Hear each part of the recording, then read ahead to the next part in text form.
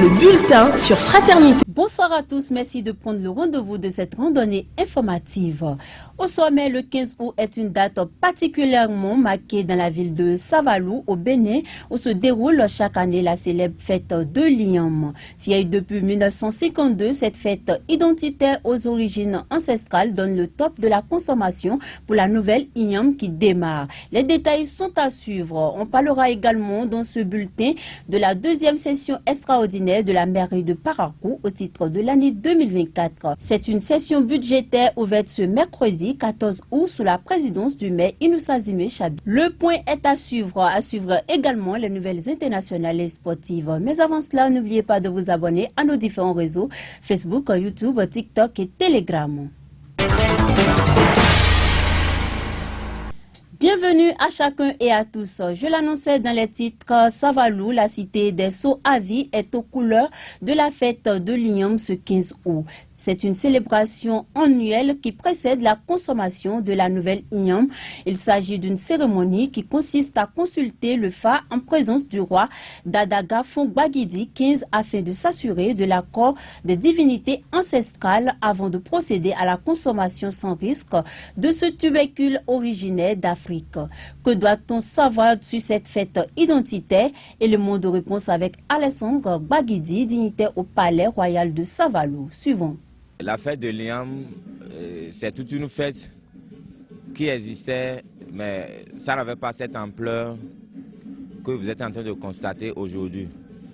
Mais c'était initié par le roi Dada Koumoua. Mais c'est Dada Tousso qui est venu et qui a valorisé ça. Et aujourd'hui, c'est étendu correctement sur les sites. Et vous cliquez seulement 15 août là, vous allez voir comment se déroule la fête de 15 août à Savalou. Bon, tout à l'heure, tel que vous êtes en train de constater, il y a déjà le dispositif qui est déjà mis en place. Et tout à l'heure, le roi fera sa sortie officielle. Et il y aura une caravane. Et le roi serait devant, accompagné de ses adeptes, nos divinités, et du palais jusqu'à la place de la fête. Et maintenant, arrivé à la place de la fête, il y aura les Bokono qui vont faire leur consultation annuelle et demander au Fa quels peuvent être les rituels et qu'est-ce que le Fa peut nous prédire concernant la nouvelle prise de l'Iam du roi. Donc après ça maintenant, c'est bien vrai qu'il y a des invités qui sont là. Donc il y a beaucoup de choses qui vont se passer, mais c'est ce qui est essentiel, c'est la cérémonie, la consultation du Fa. Et après la consultation, on coupe la tête de l'Iam. La première prise de l'Iam est toujours présidée par la consultation du Fa. Les élus municipaux de la 3e ville à statut particulier du Bénin ont sous la présidence du maire Inoussa Zimé Chabi, président du conseil municipal, entamé depuis ce mercredi la deuxième session extraordinaire au titre de l'année 2024. Sont évoquées au cours de cette session budgétaire les grandes lignes qui vont meubler le budget 2025.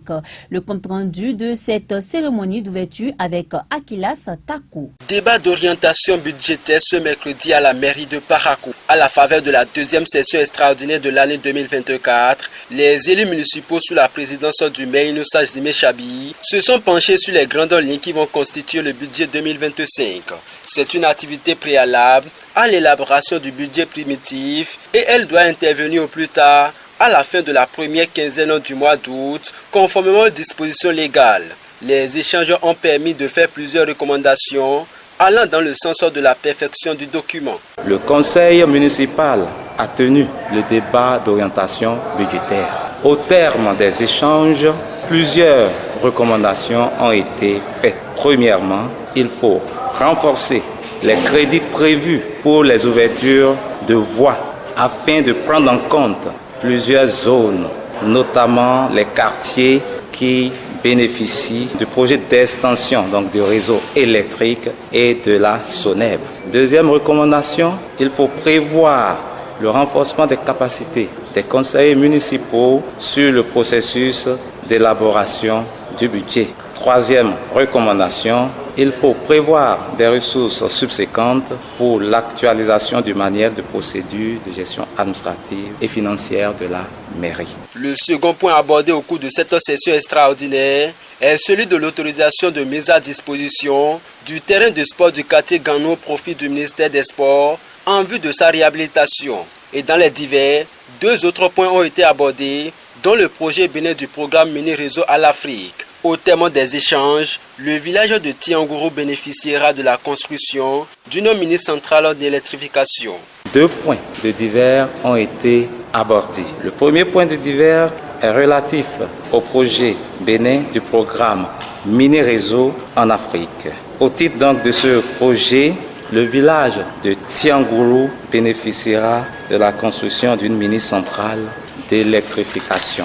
Et le deuxième point de divers abordé est relatif aux performances de la commune aux examens de fin d'année.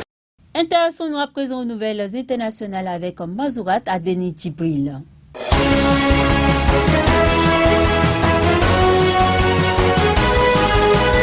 Au Niger, au moins 52 personnes sont mortes noyées et d'autres portées disparues entre le 12 et 13 août 2024 suite à des fortes pluies tombées dans la zone de Tilia. Également, 2 véhicules de transport de passagers venant de Taoua pour le marché hebdomadaire de Tilinces se sont enfoncés dans le corridor de Gari Ali. En dépit de la résistance des passagers, la puissance de l'eau a emporté les 2 véhicules. Le bilan provisoire fait état de 52 morts et plusieurs portées disparues. La recherche d'autres corps continue toujours malgré l'inaccessibilité du lieu du drame.